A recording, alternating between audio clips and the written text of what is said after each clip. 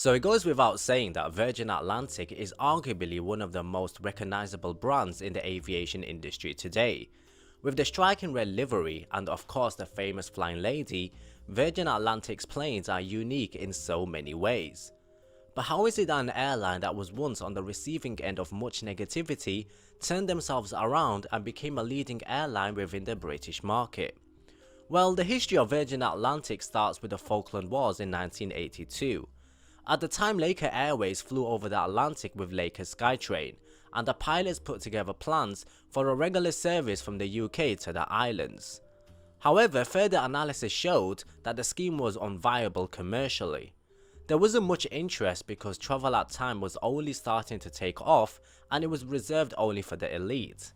Instead, a small team tried to get a license in 1983 to fly from Gatwick to JFK, but ultimately it was blocked by British Airways and British Caledonian. Under the name of British Atlantic Airways, another route from Newark was considered, but it was only after the representatives of the airline met with Richard Branson that the airline was named Virgin Atlantic. And in 1984, the airline was finally launched, starting from Gatwick to Newark using a leased Boeing 747-200.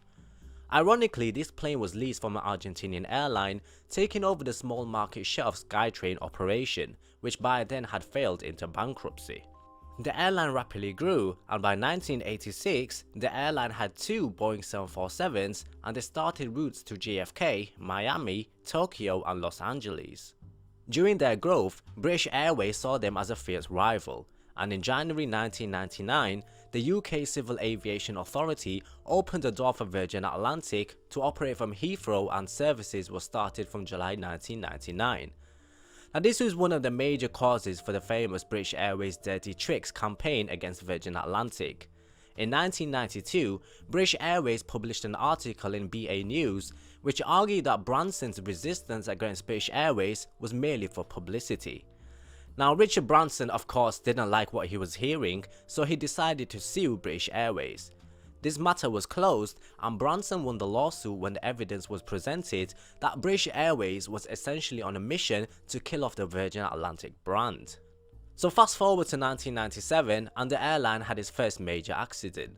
After numerous attempts to shake off the jammed landing gear of the Airbus A340-300, the aircraft made an emergency landing at London Heathrow Airport. The aircraft and the runway were damaged as the landing gear collapsed, and thus the aircraft was evacuated safely, causing only minor injuries. So in December 1999, 49% of Virgin Atlantic was sold to Singapore Airlines for £600 million. Now, this was a great partnership because it gave amazing perks to each of its members of the airline's frequent flyer scheme. By 2003, the airline was interested in Australia following the collapse of Ansett, and the plans turned into Virgin Blue. Meanwhile, in early 2006, Virgin Blue announced their intentions to operate up to 7 flights a week to the US using Los Angeles International Airport, and by 2008, these plans had turned into Via Australia. So fast forward all the way to June 2015, and Richard Branson has admitted that Virgin Atlantic would be in real trouble without the strategic support from Delta Airlines.